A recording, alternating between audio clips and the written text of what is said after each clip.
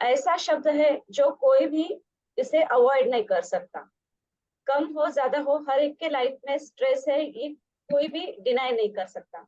तो इसलिए आज हम स्ट्रेस एक्चुअल क्या है, योग वशिष्ठ के अनुसार स्ट्रेस रिलेटेड डिसीज क्या होते हैं और इसका जो सॉल्यूशन है, तो योग वशिष्ठ के अनुसार वशिष्ठ मुनि ने इसका वर्णन कैसे किया है और हमारे लाइफ में हम स्ट्रेस मैनेजमेंट कैसे कर सकते हैं, तो ये हम स्टेप बाय स्टेप देखने वाले हैं।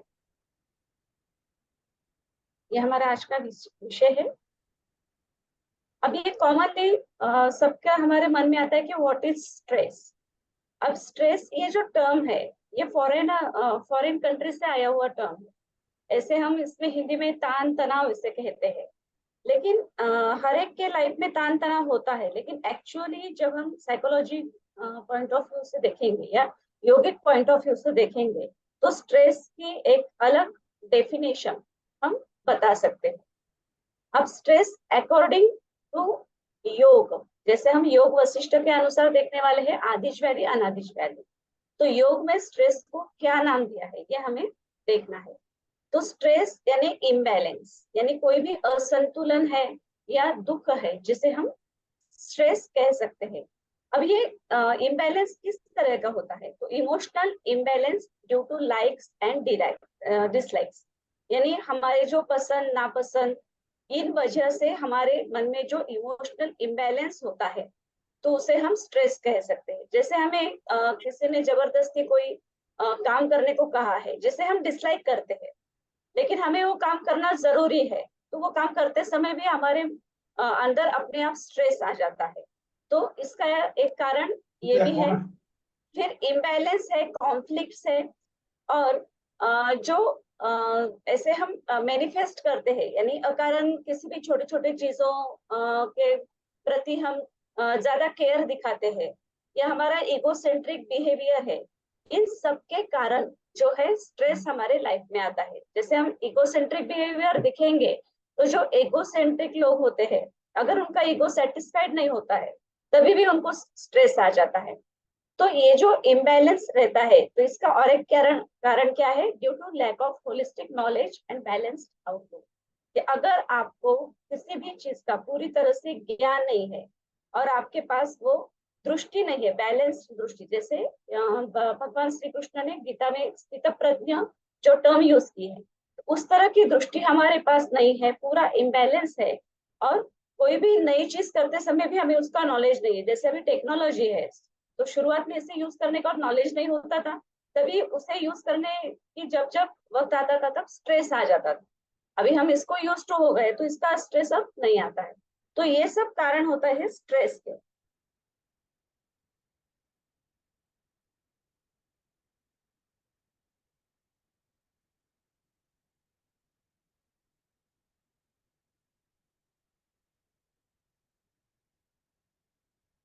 अब योगिक पॉइंट ऑफ व्यू से स्ट्रेस देखने के लिए हमें पंचकोश जो कंसेप्ट है, तो अभी जितने भी अपने प्रेजेंटेशंस हुए हैं उसमें आप सबको ये टर्म अभी पता है कि पंचकोश क्या है।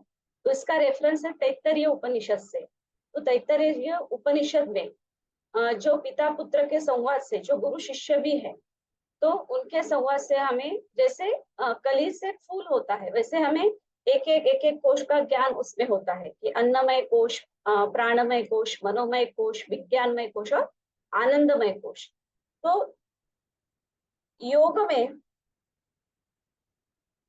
ये जो स्ट्रेस है, तो इसका कारण क्या बताया गया है, तो प्राणमय कोश, तो इम्बैलेंस शुरू में किस में आता है, प्राणमय कोश में आता है, और इसका रूपांतर फिर अन्नमय कोश के स्ट्रेस में हो जाता है। यानी शुरुआत में इम्बैलेंस रहता है प्राणमय कोश में। जैसे स्वात्माराम जी ने भी वर्णन किया है कि चले वाते चलम चित्तम निश्चले निश्चलम भव, कि जैसे हमारा मन है, प्राणमय कोश हो या मनोमय कोश, लेकिन प्राणमय कोश और मनोमय कोश से भी ये रिलेटेड स्ट्रेस टर्म होता है कि जैसे हमारा प्राण जो है, अगर वो स्थिर होता है, मन स्थिर होता है, तो प्राण स्थिर होता है। और प्राणमय कोश में इम्बैलेंस होता है, तो उसका हमारा जो भी हमारा प्रेजेंटेशन है वो अन्नमय कोश में हमें दिखाई देता है। और मनोमय कोश के जो लाइक्स और डिसलाइक्स होते हैं, इम्बैलेंस के कारण भी स्ट्रेस होता है। और विज्ञानमय कोश से जो स्ट्रेस उत्पन्न होता है उसका मेनली कारण होता है अविद्या। जैसे महर्षि पतंजलि ने भी अविद्या इसे महा सब क्लेशों की जननी कहा है।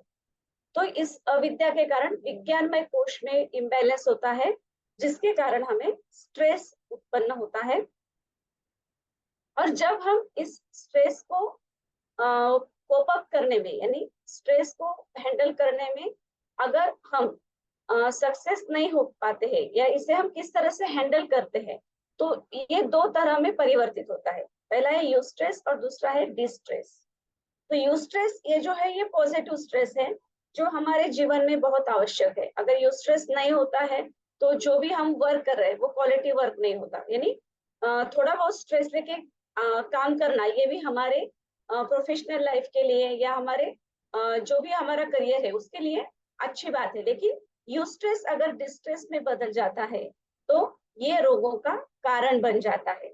जैसे हम यहाँ पे स्टूडेंट का उदाहरण ले सकते हैं। स्टूडेंट अगर पॉजिटिव स्ट्रेस लेके पढ़ाई करेंगे परीक्षा की तो उनके अच्छे रिजल्ट आएंगे।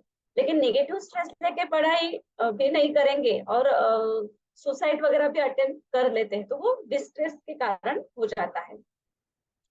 अब यहाँ पे हम स्ट्रेस के साइंटिफिक डेफिनेशन अगर देखेंगे तो stress is the body and mind's reaction to everyday demands और थ्रेट्स।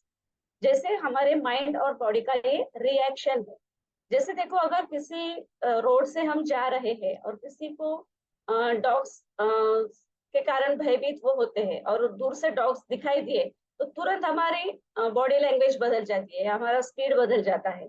तो ये जो स्ट्रेस रहता है तो ये हमारे बॉडी और माइंड का रिएक्शन रहता है। लेकिन हर एक के लिए स्ट्रेस का कारण या स्ट्रेस अलग अलग हो सकता है। जैसे किसी को स्टेज में जाके परफॉर्म करना ये स्ट्रेस लग सकता है, या किसी को अकेले घर में रहना या अकेले अंधेरे में रूम में सोना ये स्ट्रेसफुल हो सकता है।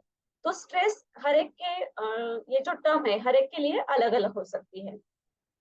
अब जैसे हमने पॉजिटिव और नेगेटिव स्ट्रेस देखा है, यू स्ट्रेस, तो ये पॉजिटिव स्ट्रेस है।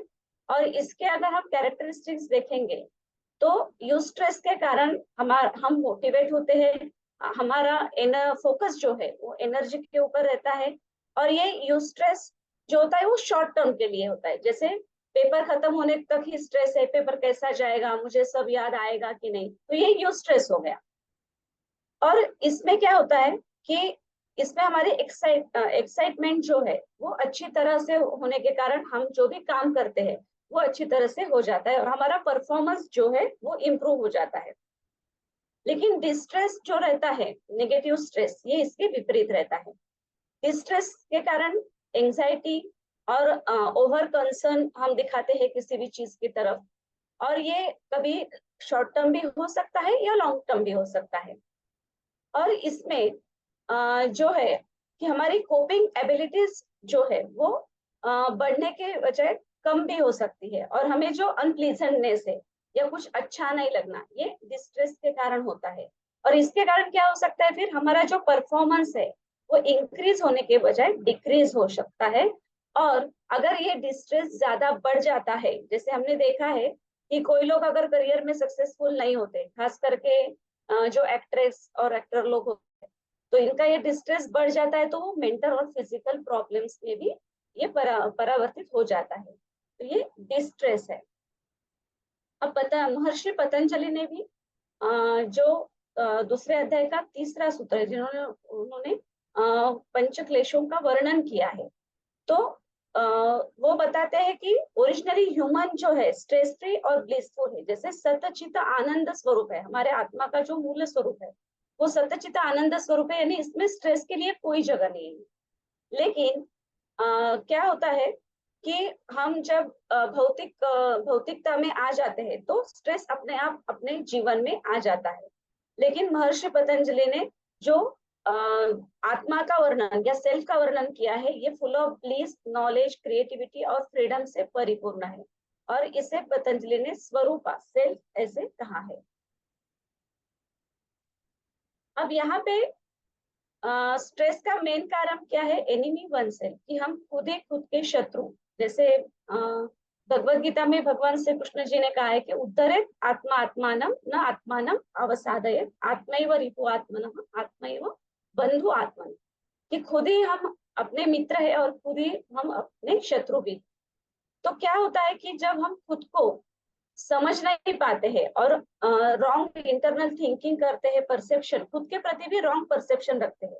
कभी कभी हम जैसे खुद को जैसे हम है वैसे अगर हम खुद का स्वीकार नहीं करते हैं तो ये स्ट्रेस अपने आप खुद में आ जाता है। जैसे निगेटिव और जो कुछ उल्टे ख्याल आ जाते हैं तो इससे स्ट्रेस बढ़ जाता है। तो इसके लिए पॉजिटिव थिंकिंग रखना बहुत जरूरी है।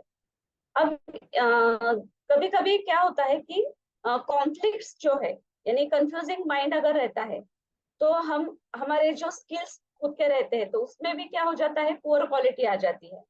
फिर जो नास्तिकवाद रहता है तो इसके कारण भी क्या हो जाता है, निगेटिविटी और स्ट्रेस आ जाता है।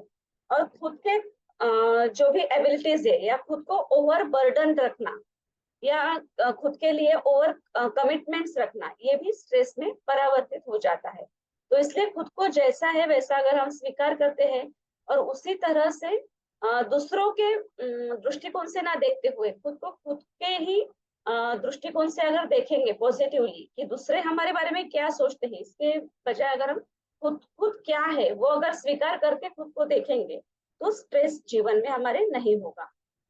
अब इसमें एक्यूट स्ट्रेस और क्रोनिक स्ट्रेस ये भी रहते हैं कि एक्यूट स्ट्रेस जो है शॉर्ट टर्म स्ट्रेस है और क्रोनिक स्ट्रेस तो इनके रीजन क्या हो सकते हैं। तो एक्यूट स्ट्रेस हम कब कब फेस करते हैं, प्रेजेंटेशन एट वर्क, जैसे अभी मेरा प्रेजेंटेशन चल रहा है तो इससे पहले मुझे थोड़ा बहुत तो स्ट्रेस ये आता है, तो ये एक्यूट स्ट्रेस का जो एग्जाम्पल है। और एक्यूट स्ट्रेस हम कैसे किसे कह सकते हैं कि concerns about an upcoming situation event, या ऐसे कोई बड़े इवेंट आने वाला है या कुछ हमें बड़ा काम करना है तो उससे पहले थोड़ा बहुत स्ट्रेस है ना, इससे हम एक्यूट स्ट्रेस का एग्जांपल कह सकते हैं। फिर तुरंत अगर किसी से कोई आर्गुमेंट्स हो गया है हमारे लाइफ पार्टनर के साथ या फ्रेंड के साथ, तो ये थोड़ी देर के लिए ये स्ट्रेस हमें आ सकता है। और रनिंग लेट और स्टक इन ट्रैफिक, कि कभी किसी जगह पे पहुंचने के लिए हमें लेट हो रहा है या ट्रैफिक में हम फंस रहे हैं, तो ऐसे से सिचुएशन में जो स्ट्रेस आता है उसे हम एक्यूट स्ट्रेस कहते हैं। लेकिन क्रोनिक स्ट्रेस जो होता है ये लॉन्ग टर्म है, कि जैसे बैड रिलेशनशिप्स हमारे चल रहे हैं किसके साथ, तो ये स्ट्रेस लॉन्ग टर्म रहता है। फिर स्ट्रेसफुल जॉब है तो ये हर रोज हमें स्ट्रेस जो है फेस करना पड़ता है। टॉक्सिक होम इन्वायरमेंट, कि घर में वातावरण हेल्दी नहीं है, रोज झगड़े हैं, तो ये ऐसे टॉक्सिक इन्वायरमेंट के कारण भी स्ट्रेस जो है लॉन्ग टर्म चलता है। फिर living in high crime area, तो ये भी स्ट्रेस का कारण रहता है क्योंकि खुद की सिक्योरिटी की हरदम हमें चिंता रहती है। फिर पुअर स्लीप हैबिट्स, जैसे हर किसी को चैन की नींद आए ऐसे अभी तो बहुत कम होता है। तो पुअर स्लीप हैबिट्स रहने के कारण भी क्रोनिक स्ट्रेस जो है वो लॉन्ग टर्म रहता है। और जो हेल्थ इश्यूज है, जैसे किसी को अगर डायबिटीज हो गया है, ब्लड प्रेशर है, तो वो डिसीज के कारण भी क्रोनिक स्ट्रेस लॉन्ग टर्म रहता है। अब ये स्ट्रेस की डेफिनेशन देखने के बाद हम योग वशिष्ठ इस ग्रंथ की ओर जा रहे हैं, क्योंकि हमारा जो कंसेप्ट है आधिज व्याधि और अनाधिज व्याधि, तो इसका वर्णन हमें योग वशिष्ठ के छठे प्रकरण में हमें मिलता है। तो योग वशिष्ठ का अगर हम इंट्रोडक्शन देखते हैं तो योग वशिष्ठ ये हमारे हिंदू स्क्रिप्चर में चौथी सबसे बड़ी बुक है। अब इसके अलग अलग जो नाम है, जैसे जो बड़े बड़े ग्रंथों के नाम हमें पता है कि महाभारत है सबसे बड़ा पुराण, स्कंद पुराण है, पद्म पुराण है, तो योग वशिष्ठ ये अ, इस लिस्ट में चौथे नंबर पे आते हैं जो सबसे लार्ज बुक है। तो इसके अलग अलग नाम भी है, आर्ष रामायण है, ज्ञान वशिष्ठ है, महारामायण है, तो वशिष्ठ गीता भी इसे कहा जाता है। अब योग वशिष्ठ में 6 प्रकरण आते हैं, वैराग्य प्रकरण, मुमुक्षु, सृष्टि, स्थिति, उपशम और निर्वाण। अब हमारा जो टर्म है आधिज व्याधि और अनाधिज व्याधि, ये निर्वाण प्रकरण प्रकरण में आता है। जैसे हमने शुरुआत में भी देखा था कि पंचकोश ये जो कंसेप्ट है, तो ये पंचकोश अगर हमें अच्छे से पता है तभी हम आदिज व्याधि और अनादिज व्याधि को अच्छे से समझ सकेंगे। तो जो हमारा स्थूल शरीर है ये है अन्नमय कोश। फिर जो हमारे ब्रीदिंग से रिलेटेड जो प्राणमय कोश, फिर मनोमय कोश, विज्ञानमय कोश और आनंदमय कोश। तो ये हमारे जो पर्सनालिटी के 5 लेयर्स है। अब हम थोड़ा आदि और व्याधि, ये दो कंसेप्ट जो है ये पहले हम समझ के लेंगे कि आदि जो है तो ये स्ट्रेस इन माइंड, माइंड में जो स्ट्रेस चलता है उसे हम आदि कहेंगे। और व्याधि स्ट्रेस इन बॉडी। तो ऐसा नहीं है कि पहले आदि ही होगा फिर व्याधि होगा। कभी कभी क्या होता है कि दोनों भी एक साथ रहते हैं, या पहले व्याधि होते हैं फिर उसके बाद आदि आ जाती है। यानी ऐसे, जैसे मैंने अभी उदाहरण दिया कि किसी को अगर कैंसर जैसा बड़ा डिसीज हो गया है, या ब्लड प्रेशर है, डायबिटीज है, तो ये व्याधि जब तक हमें पता नहीं होता तब तक कोई स्ट्रेस हमें नहीं रहता। लेकिन अगर सडनली हमें पता चल जाता है कि ऐसी कोई बड़ी बीमारी हमारे शरीर में आ चुकी है, तो स्ट्रेस लेवल अपने आप बढ़ जाता है और वो कन्वर्ट हो जाता है आदि में। तो आदि और व्याधि ये दोनों भी एक साथ आ सकते हैं या एक के बाद एक आ सकते हैं। या कोई अगर हमारे घर में हिस्ट्री है किसी भी डिसीज की और उसका स्ट्रेस हम लेते हैं, जैसे डायबिटीज की हिस्ट्री अगर फैमिली में रहती है तो चांसेस ज्यादा रहते हैं डायबिटीज होने के। तो वो स्ट्रेस लेके अगर हम चलते हैं तो वो आदि व्याधि में कन्वर्ट हो सकते हैं। तो ऐसे आदि और व्याधि एक एक दूसरे से को रिलेटेड है। अब योग वशिष्ठ के अनुसार जो व्याधि जो है तो इसका जो वर्गीकरण है आदि व्याधि और अनादिज व्याधि, ऐसे दो भागों में किया गया है। अब आदिज व्याधि जो है वो हमारे कॉन्फ्लिक्ट्स ऑफ माइंड की वजह से होती है, और इसके दो प्रकार है, सारा, सामान्य। और अनादिज व्याधि ये नॉन स्ट्रेस रिलेटेड है, जिसका कारण स्ट्रेस नहीं होता है। अब स्ट्रेस के कारण जो दो व्याधि होती है वो हम एक एक करके देखेंगे। देखो, आदिज व्याधि, तो सबसे पहले आदिज व्याधि जो है तो ये स्ट्रेस सबसे पहले अन्नमय कोश में रहता है। तो अन्नमय कोश में सबसे पहले ये किस जगह पे इफेक्ट करता है, तो हेरिडिटी आनुवंशिकता के कारण जो भी आपका पार्ट वीक ऑर्गन है उसके ऊपर रहता है, या अगर कोई इंजर्ड ऑर्गन है तो उसके ऊपर पहले ये इफेक्ट होता है अन्नमय कोश में। फिर ये जो पहला प्रकार है सारा, तो ये इसे हम जन्मजात जो दोष कहते हैं।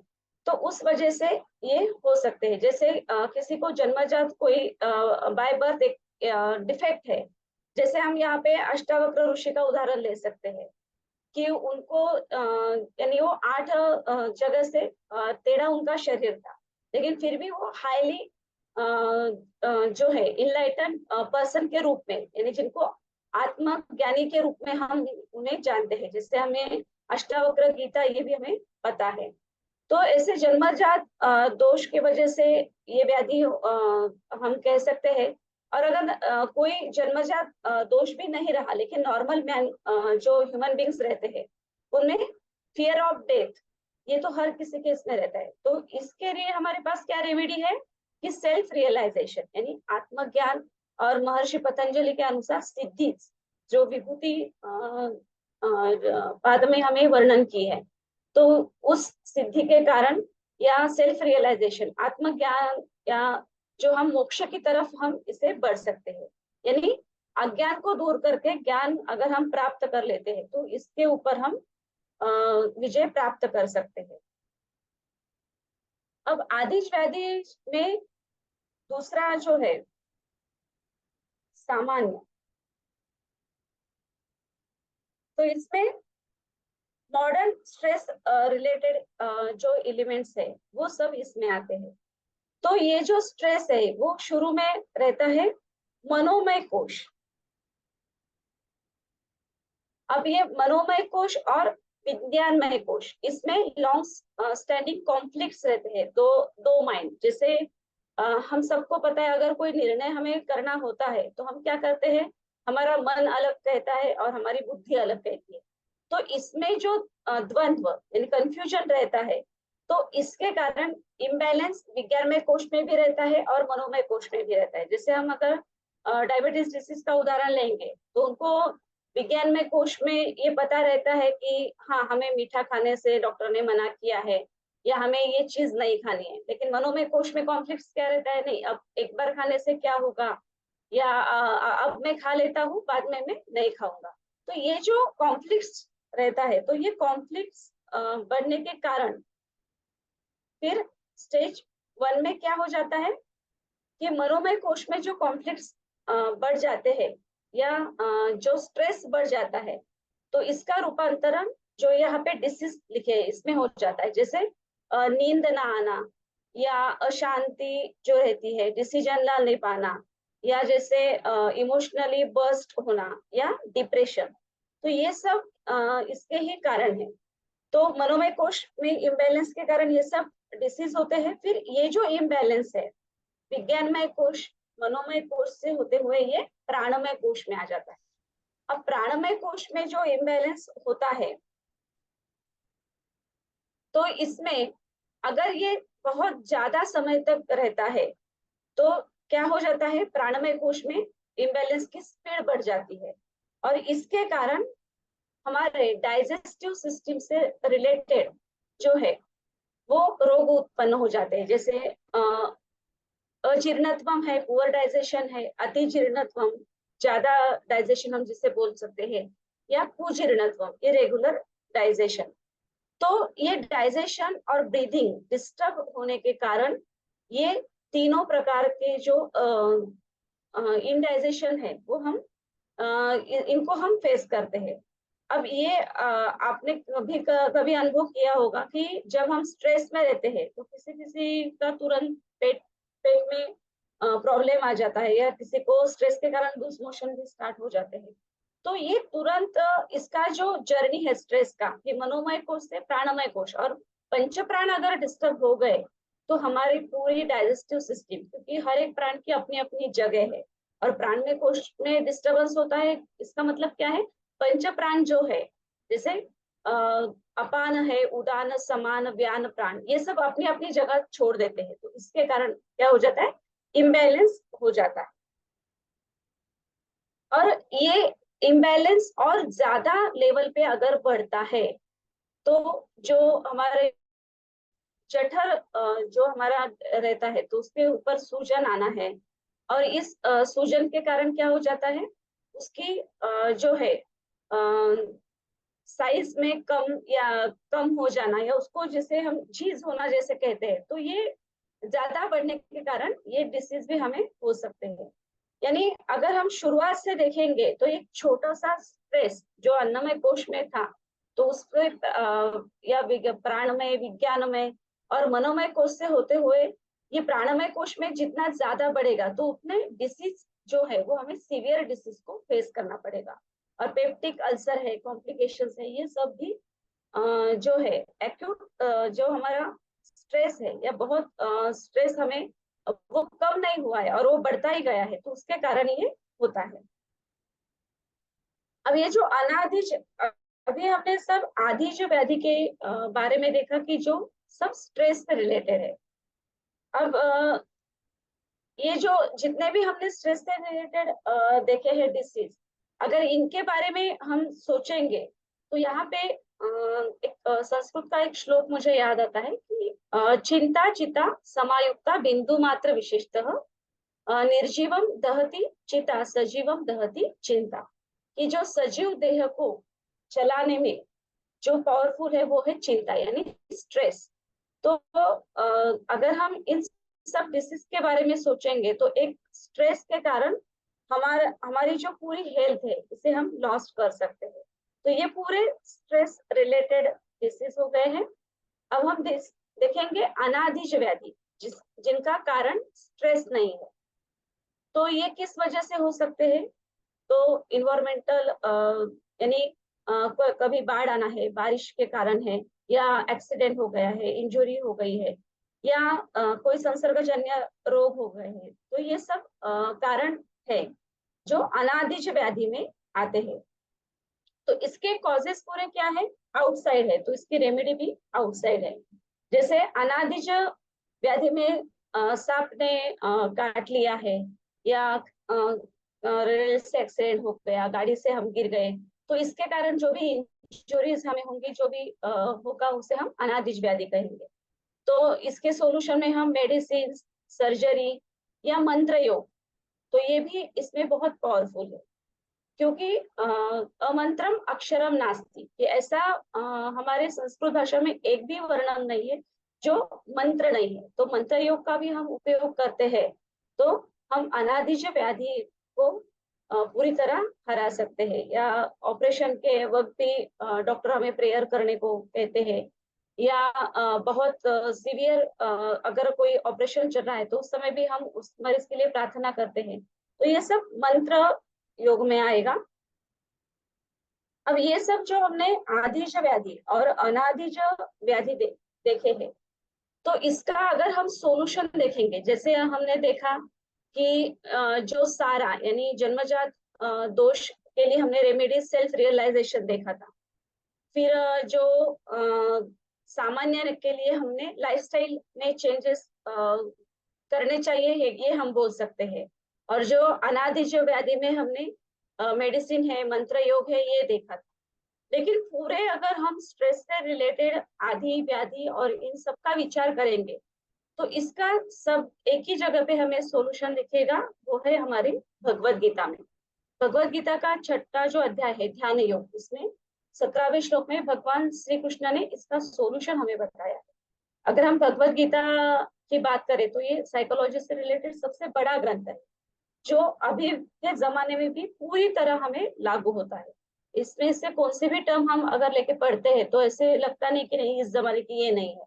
तो ये जो श्लोक है, ये भी हमें, हम अगर इसे पूरी तरह से अच्छे से समझ ले, तो हम कह सकते हैं कि हाँ, ये हमें स्ट्रेस से बचा सकता है। जैसे यहाँ पे भगवान श्री कृष्ण बताते हैं कि युक्त आहार विहारस्य युक्त चैतस्य कर्मसु युक्त स्वप्नावबोधस्य योगो भवति दुःखः। कि जैसे हम युक्त आहार विहार और योग्य तरीके से हम हमारे कर्म करते हैं, यथा योग्य यानी जल्दी सोना और जगना, ये सब अगर हम यौगिक लाइफस्टाइल फॉलो करते हैं, तो इससे हमारे पूरे दुख दूर हो जाते हैं।